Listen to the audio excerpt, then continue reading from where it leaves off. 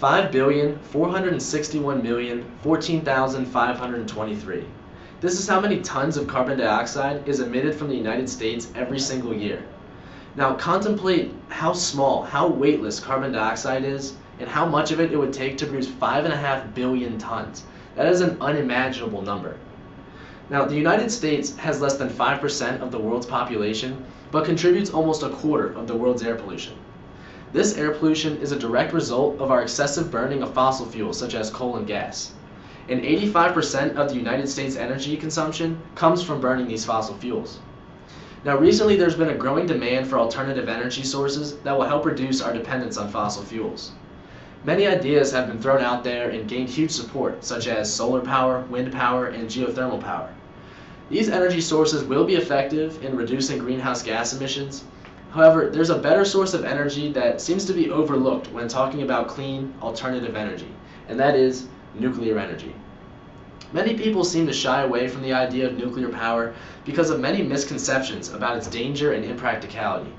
But last year, nuclear power saved over 600 million tons of carbon dioxide from entering the Earth's atmosphere. One major misconception about nuclear power is that it's very dangerous. Because of events like Chernobyl and 3 Mile Island, many people simply conclude that producing nuclear power poses too much of a risk to individuals living nearby. But this could not be farther from the truth. In the 3 Mile Island incident, not a single person was killed, or even injured for that matter. In fact, not a single person has ever been injured as a result of nuclear accidents in the United States. And as for Chernobyl, this incident isn't really comparable to the United States. The Chernobyl reactor used a faulty technology that isn't used here in the United States, and that led to its full meltdown. Which means our reactors in the United States won't have this problem.